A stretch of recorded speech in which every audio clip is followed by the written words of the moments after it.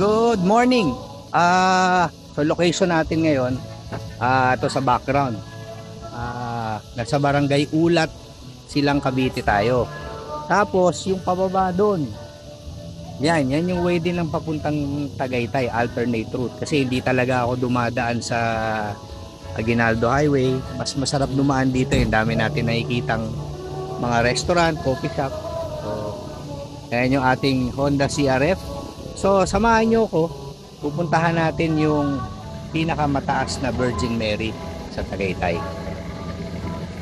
See you there. Ito yung bypass road na dinaanan natin coming from Santa Rosa, Tagaytay Road.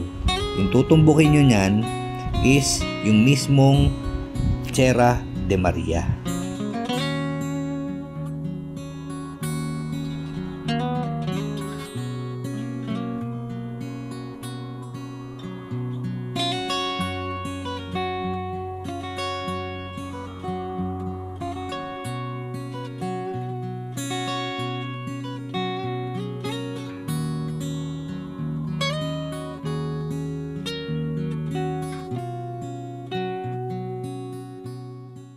Ngayong araw, samahan nyo ko sa isang lugar dito sa Tagaytay na I'm sure it is very relaxing. Kung naghahanap ka ng lugar na para magdasal o magnilay, perfect po ito para sa inyo. Isama nyo ang inyong buong pamilya at tara, silipin natin ang ganda at napakasolemn na lugar dito sa Tagaytay.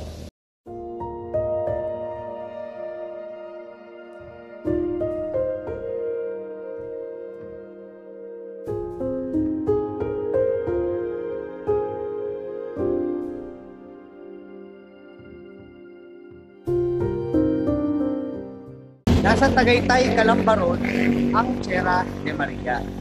At siguradong mapapansin mo agad ang malaking imahe ng Our Lady of Manawag. Tahimik, malamig, at ramdam mo agad ang peaceful na vibes pagpasok mo pa lang dito sa Sierra de Maria. Hindi mo kailangan maging sobrang religyoso para ma-appreciate ko to. Minsan, kailangan lang talaga natin ng ganitong klaseng katahimikan.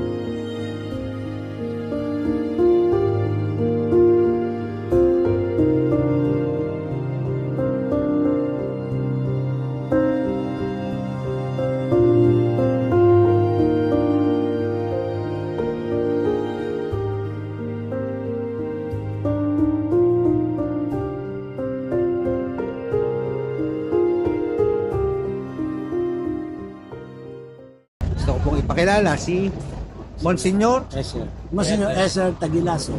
at And Ricky at Jensen. ayan. So sila po ay taga Bay Laguna.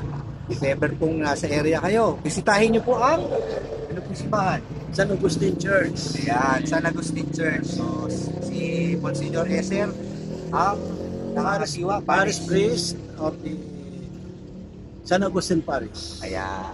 O, ayun. So, nag-meet po kami dito sa Sierra de Maria, Tagaytay. So, bisita rin po kayo. Okay. Thank you. Salamat sa pagsama nyo sa akin dito sa Sierra de Maria. Kung nagustuhan nyo ang video na ito, please don't forget, subscribe, like, and share para mas marami pa tayong gala at ibang lugar na mapupuntahan. See you on my next vlog.